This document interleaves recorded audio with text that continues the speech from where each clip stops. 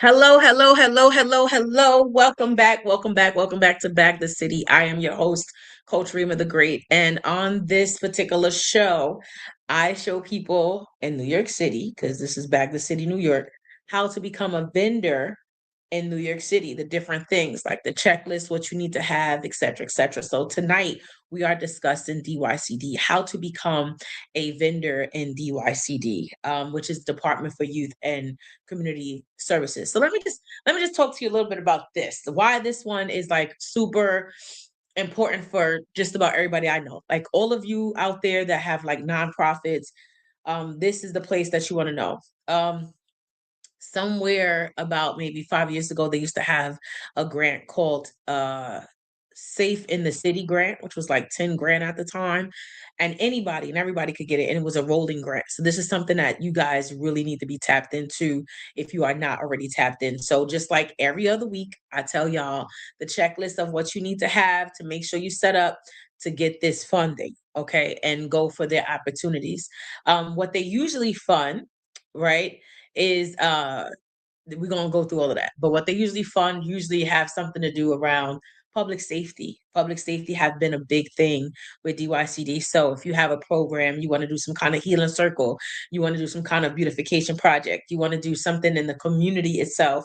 What I've also acknowledged, and I guess this is just me being a little biased, right?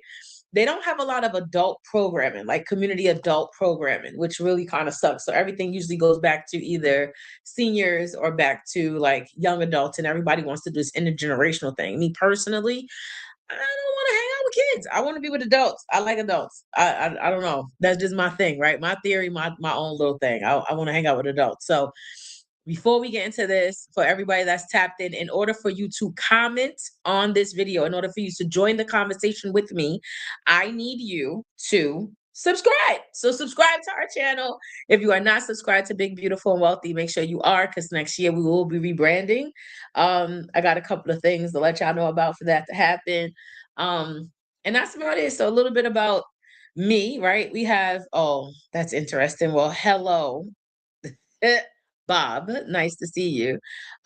We have a couple of things coming up for next year. I'm really super excited for the direction that we're going into with Harvell Consulting, and as well as the Great Parents Club, and the things that we're looking forward to having for next year. So for those that are not familiar with my work as far as community work and what I have going on, and I haven't done this in a couple of weeks. So I was just accepted for my master's, for my doctorate in educations program.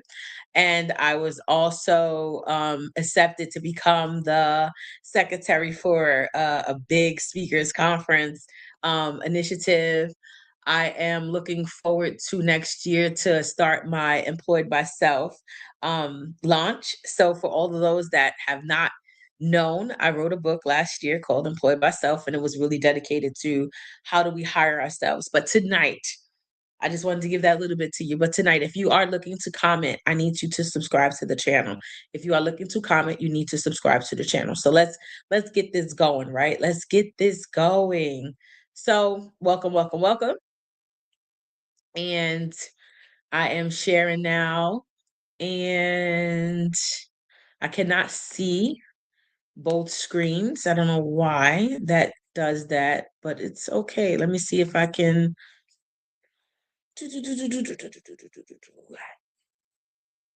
do something like this. Yeah, a little something like this. There we go. Okay, cool. So that worked for me. So let's go through this, right? How to become a DYCD vendor, and master HHS Accelerator program, right? So here we go. First things first. Why DYCD matters for your organization. The New York City Department of Youth and Community Development is one of the largest funders of community-based organizations in the country. Understanding DYCD's reach and impact is essential for any nonprofit seeking to make a difference in New York City communities, right? So this is a big deal, right? $700 million in funding, annual funding, right? DYC distributes over $700 million annually to youth and community programs across all 5 boroughs.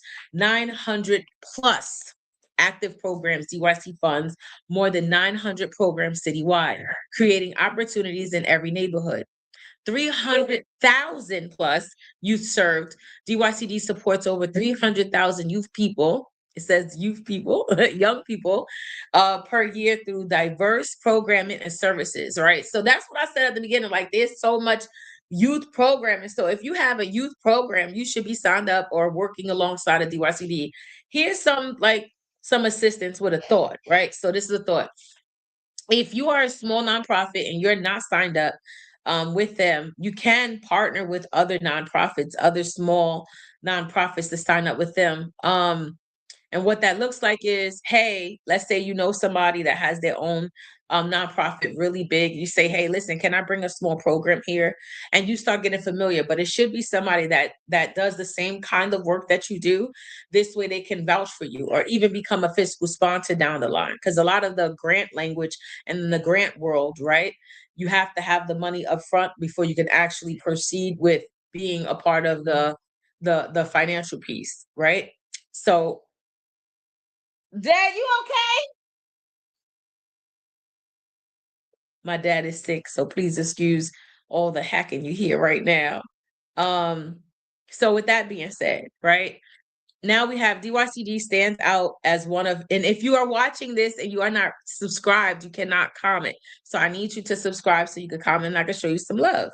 Okay.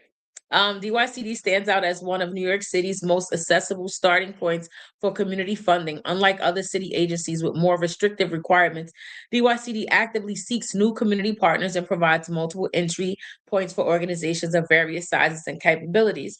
If you are already partnered, right, Santiago, kind of like Starbucks sometimes, if you are already partnered with a nonprofit or organization, right, and doing the work, then they will see you. Like, you just have to keep showing up. So show up everywhere they are. All right, next. What DYCD funds, the program category. So here's the part that you really need to pay attention to. DYCD invests in a wide range of programming designed to strengthen communities and empower youth. Understanding which categories align with your organization's mission is the first step forward securing funding. One, after school programming, safe spaces for learning, enrichment, and recreation during critical after school hours. Youth workforce development, career readiness, job training, internships, employment opportunities for young New Yorkers. Literacy and GED programs, educational support helping youth and adults achieve academic milestones and credentials. Runaway and homeless youth services, critical support, including shelter, counseling, and transitional living programs, and family and community development, strengthening neighborhoods through family support services and community engagement initiatives. DYCD funds over 800 nonprofits citywide, ranging from small grassroots organizations to large established agencies. If you ask me, I don't know many small grassroots nonprofits. I know nonprofits like to yell out that they're grassroots because they're the same like people that ran it. But if you've been doing this for like 20, 40 years, you're not grassroots anymore. You kind of had budded and grew to something. So I'm just saying. Next, what is HHS Accelerator? HHS Accelerator is New York City's comprehensive pre-qualification and eligibility system for human services vendors. For anybody that's looking to be a vendor, you need to be listening, tapped into this, right? Think of it as your gateway to contracting with multiple city agencies, not just DYCD, but also the Department of Homeless Services, right? Administrative for Children's Services, right? So Department of Homeless Services, also known as DHS. Services for the Administrative for Children's Services, also known as ACS, and Department for the Aging, which we all call DIFTA, but it's DFTA, and others. This centralized system streamlines the vendor approval process, allowing the organization to complete one through pre-qualifications that opens doors to numerous funding opportunity across New York City government. Across city government. Rather than submitting separate applications to each agency, HHS Accelerator creates a single verified profile of your organization's capabilities and compliance. Becoming pre-qualified in HHS Accelerator is no longer optional for organizations serious about city funding. It's essential first step in your vendor journey. So make sure that y'all do this, right? 90% required approval of DYCD contracts require HHS Accelerator pre-qualifications before awarded. 100 1,000 plus pre-qualified organizations currently approved through HHS Accelerator program. So y'all definitely need to tap into this, right? HHS Accelerator program categories. Selecting the right program categories in HHS Accelerator is strategic. Decision is a strategic decision that directly impacts your contracting,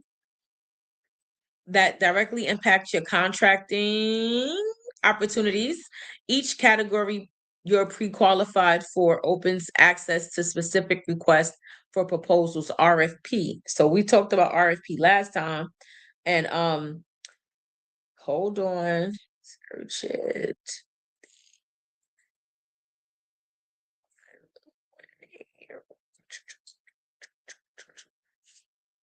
Um, hold on.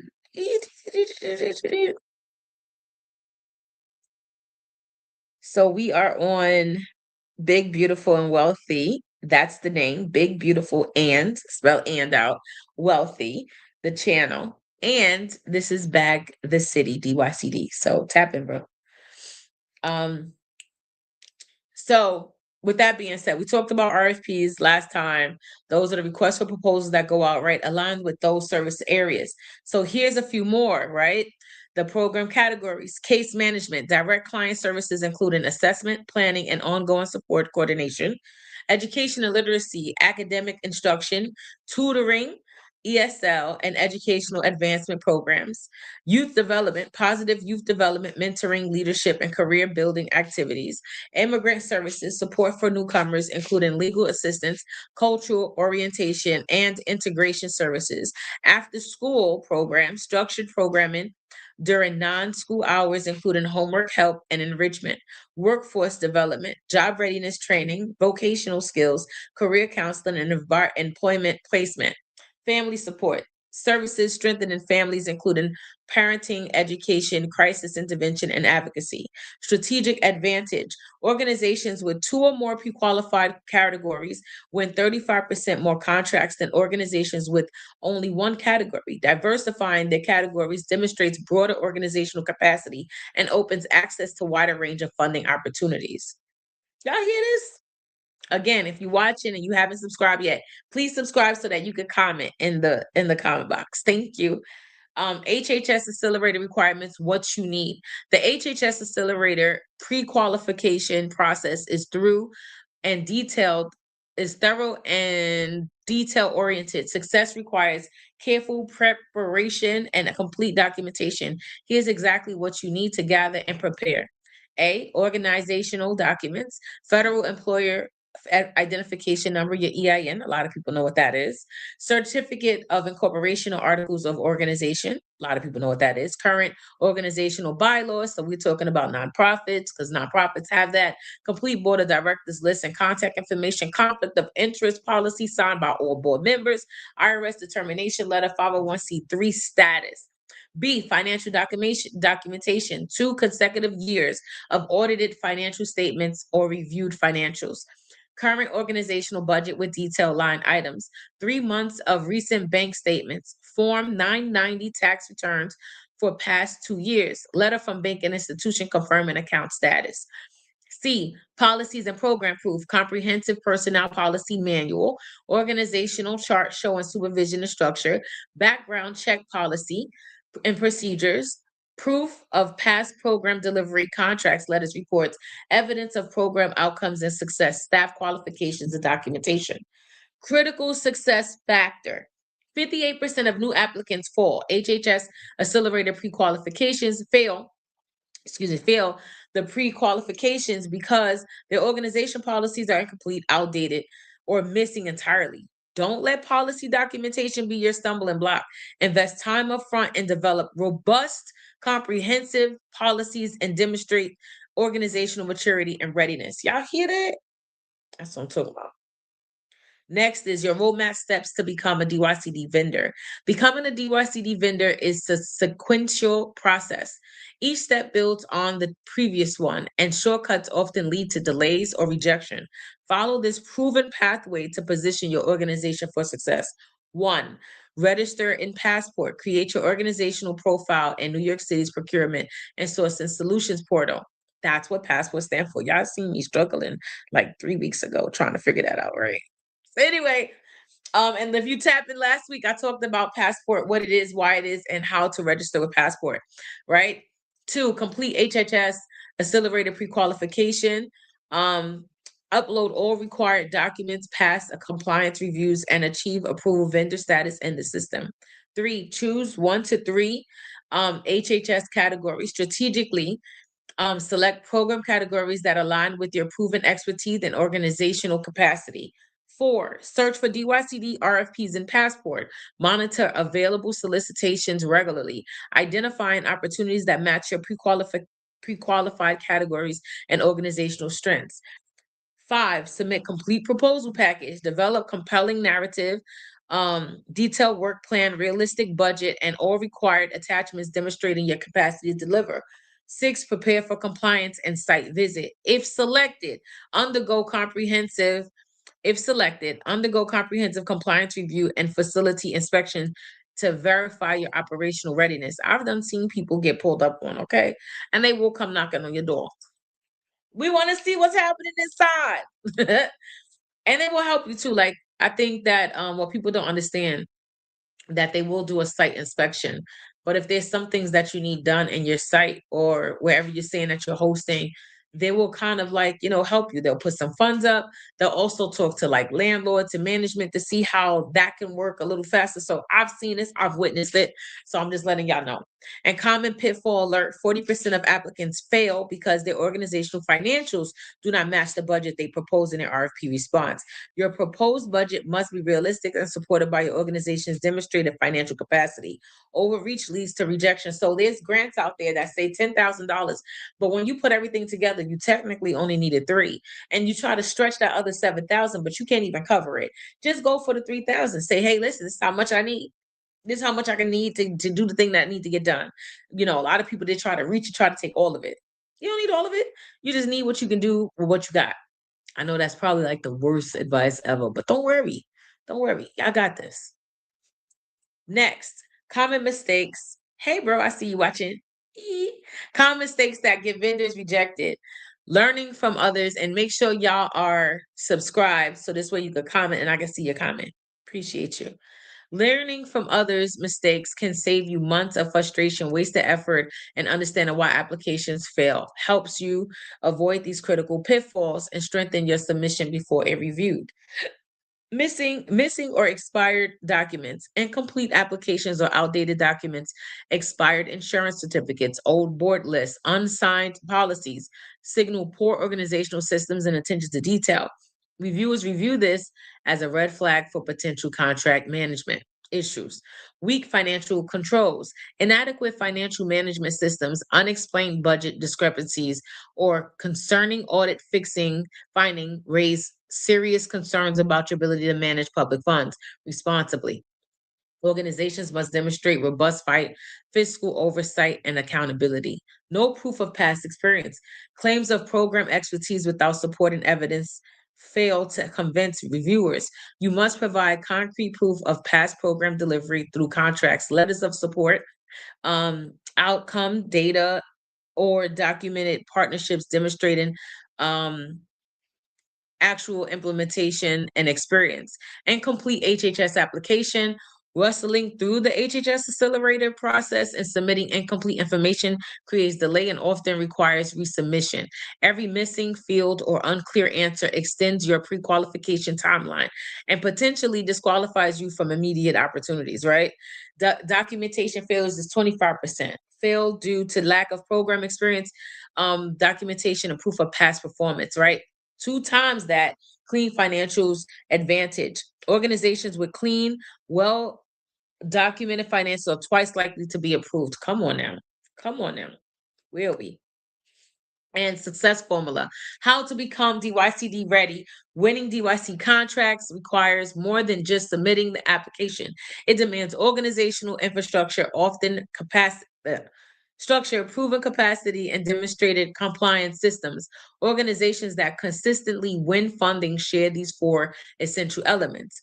One, strategic partnerships, build authentic, collaborative. What I was saying, partner with people that are like you. It's no such thing as competition. Everything is collaboration, right? Partnerships, relationships with schools, nature development, established nonprofits, community stakeholders. Partnerships demonstrate community embeddedness and provide critical referral pipelines. Letters of support from partners strengthen your proposal significantly. Robust data collection, implement systems to track attendance, document outcomes, capture participant demographics, and measure program impact. Data-driven organizations that can demonstrate measurable results consistently outperform, outperform those with anecdotal evidence, right?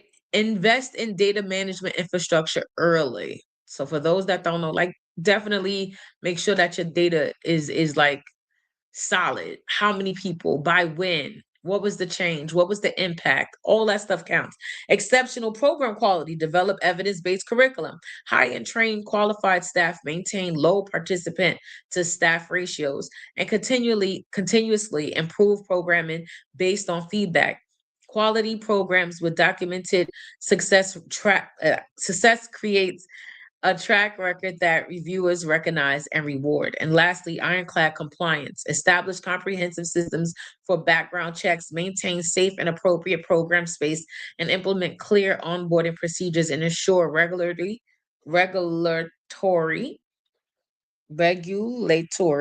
adherence. Compliance is non-negotiable. Your systems determine whether you maintain funding long time. Critical reality check. DYCD is extremely compliance heavy.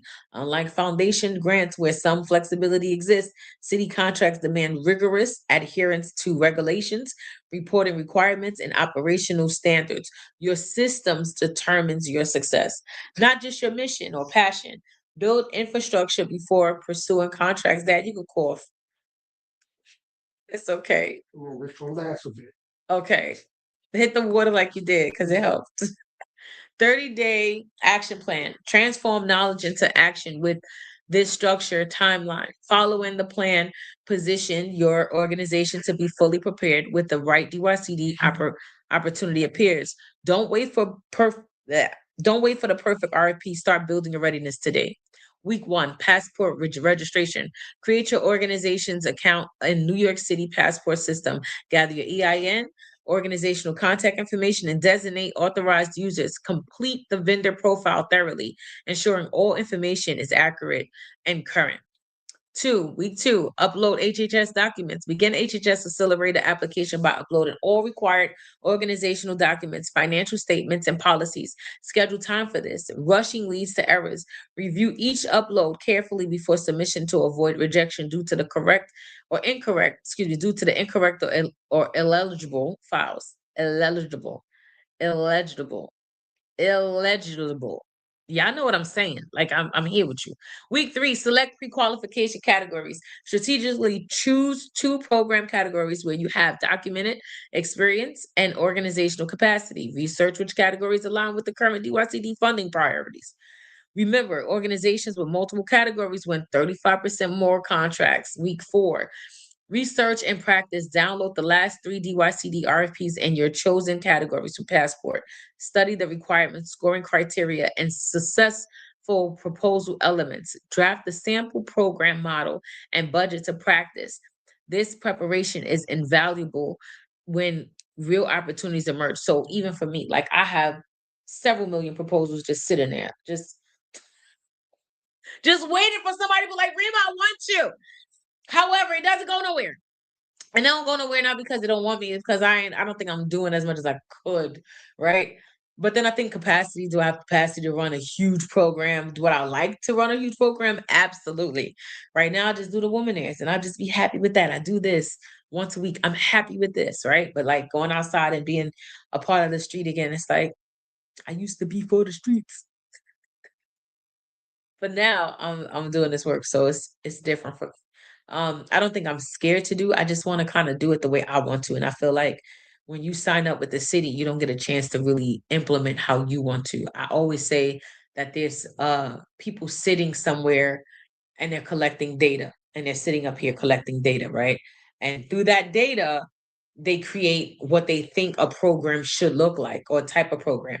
And then through that type of program, they have all these deliverables and things that you're supposed to do. And then all of a sudden, they then shoot out this RFP and say, hey, we want y'all to come up with this program that helps this said people in this said area doing this said thing. And then you're going for that program. But to be honest with you, that program perpetrates the whole thing to go back to the same. Am I talking too much? Right? So, and then usually it's always the same type of program. We want you to have a youth program around anti-gun violence.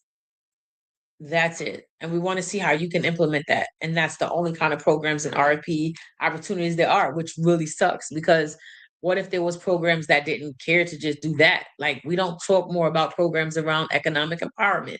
We don't talk about programs for parents now. Calm it down. We're gonna have a program for parents coming up on this channel in about a week from now. So I got something for y'all, because the Great Parents Club is getting ready to have the Great Parents conversation. Okay. But nonetheless, like, there's not funding for enrichment all the time programs. There's only funding for like these type of programs. So it kind of always have me like, do I want to? Not really. Let them do it. I'd rather get paid. I think there's the let me get paid, and then there's the let me go after this contract or this grant. So it's like I can work directly with the organization and have them still do the thing that they want to do that is not under the deliverable. That's the kind of goal and thought. Well, I mean, bag the city, your first DYC contract starts here. You now have the roadmap, the requirements, and the action plan. The only thing standing between you and your organization and DYC funding is execution. Start week 1 today. Your community is counting on you to bring these resources home. Let me see. Ready to become a vendor, a DYCD vendor. The path to DYC funding is clear, structured, and achievable. Organizations that follow the roadmap, this roadmap system. Okay, we're going to do that all over again, right? Ready to become a DYCD vendor? The path to DYCD funding is clear, structured, and achievable. Organizations that follow this roadmap systematically, building infrastructure, gathering documentation, demonstrating proven capacity, and consistently securing contracts and transform their communities. Your next step, begin your passport registration. If you have not done this, you need to hurry up and get it done.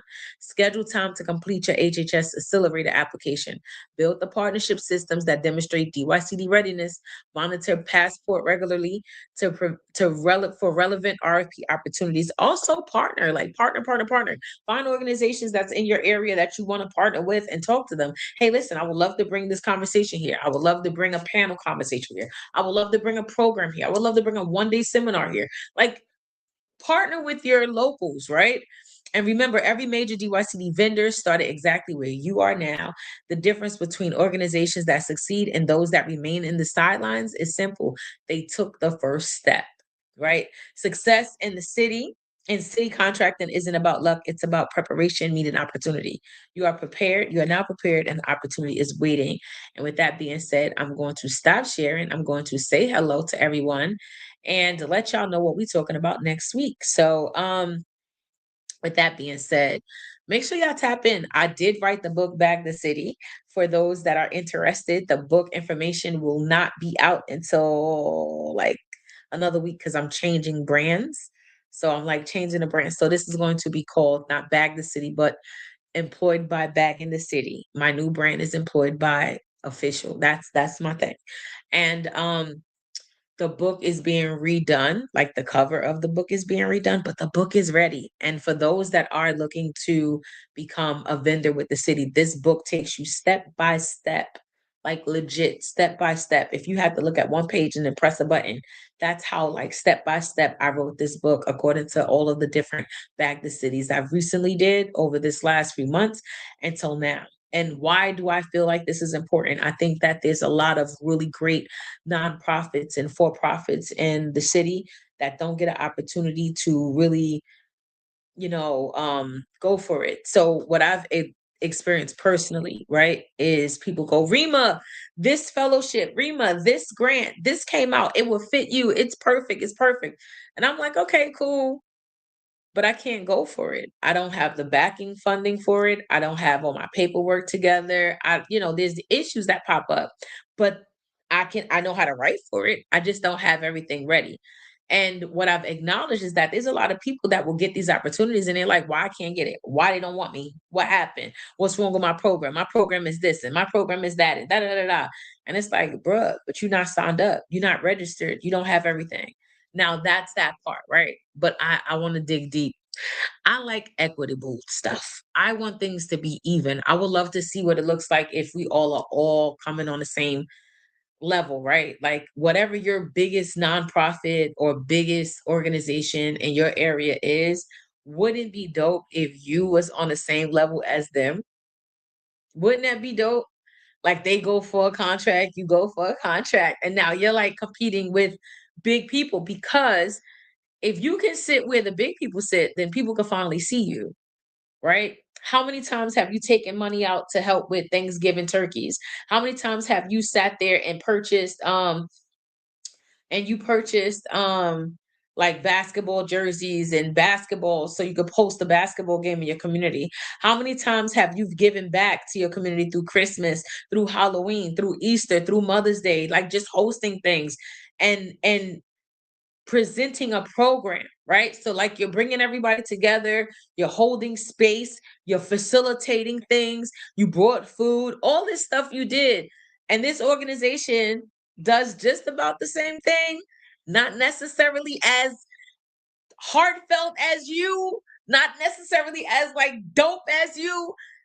However, they the ones that's walking away with a couple of $1 million every year over and over again, and they have the same result in your community over and over again every year.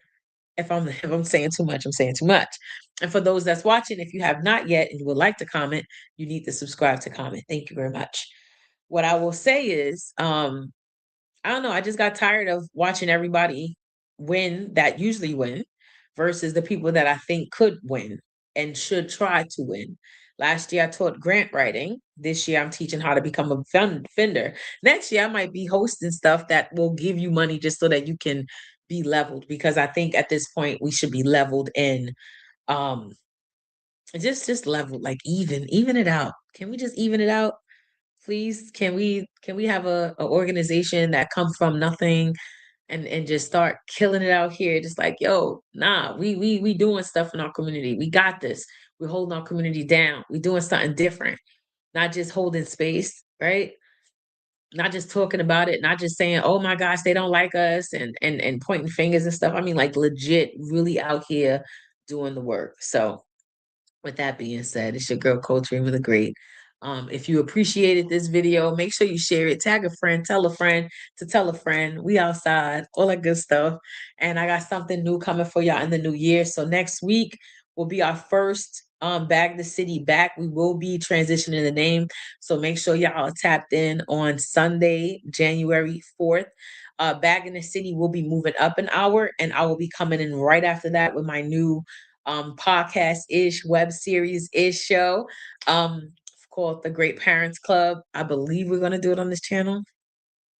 I'm hoping to do it on this channel. So with that being said, I love you guys. I'm out. Deuces.